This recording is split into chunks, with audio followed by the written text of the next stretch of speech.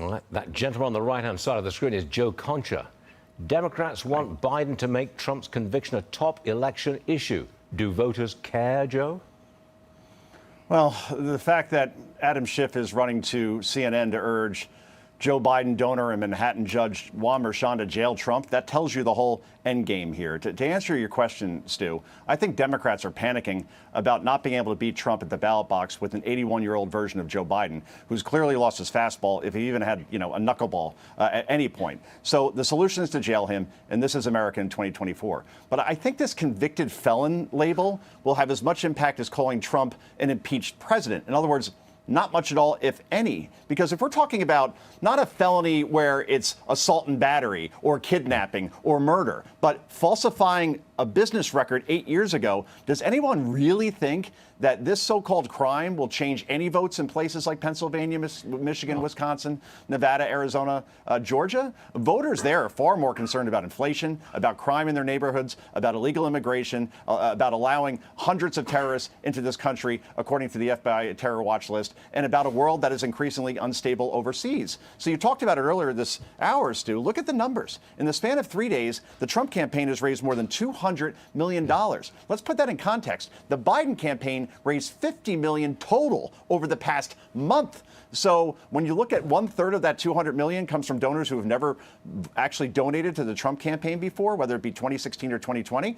Trump's actually bringing in voters that may never have voted in any presidential elections before, and that may help decide this election. Now take a look at this opinion piece. It's in the New York Times. Quote, Hunter Biden should take a plea deal quickly. Wait a minute. Has Biden lost the support of the New York Times?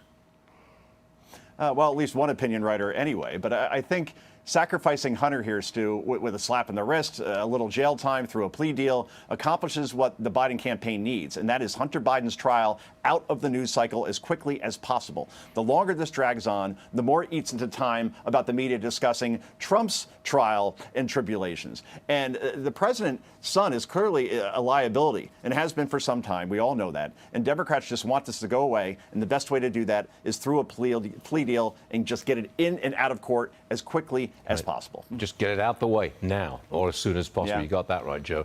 Donald Trump just joined TikTok, the app he once tried to ban when he was president. He's already gained 3.5 million followers on TikTok. The Biden campaign has only, 340,000, I think. What do you make of Trump joining TikTok? I thought we were going to ban it.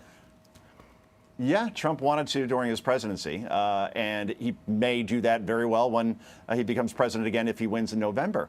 Trump has been making significant inroads with young voters compared to his numbers in 2020, Stu. And the best way to build on that momentum is by using the app that more young voters use to get their news and spend their time on, and that's TikTok.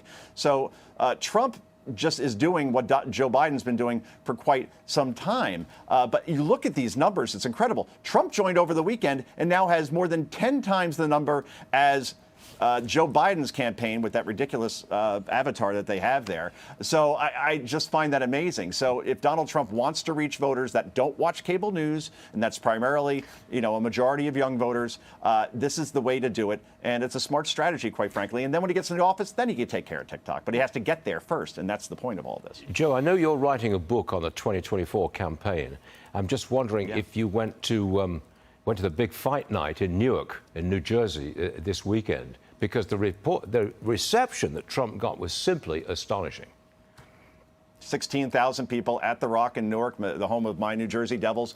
I would have liked to have gone just to witness that, just to talk to some people in the crowd. But unfortunately, I did have to work. I did the big weekend show on Saturday, and by the time I got out, it just wasn't going to happen at my age at this point. So remarkable performance in terms of the ovation that he received. I think that really stood out. Oh, yeah.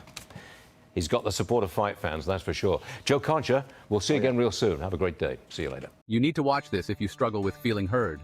What's something people don't know about unlocking their desires? It's simpler than you think. Picture this. New York, rush hour, everybody's hustling, but sometimes you just gotta stop and ask for what you want. Jesus laid it out pretty clear. Ask and it's yours. Seek and you'll find. Knock and that door's gonna swing wide open. Now, I ain't talking about whispering into the wind here. I'm talking about the kind of asking with conviction, the kind of seeking like it's Black Friday at Macy's, and the kind of knocking that says, hey, I mean business. So what's the real secret? It's all about taking action with a capital A. You gotta be bold, you gotta be persistent, and most importantly, you gotta believe it's already yours. That's not just spirituality, that's street smart wisdom right there. So next time you're aiming for something, remember, just ask, seek, knock. And hey, don't just stand there, go get what you want.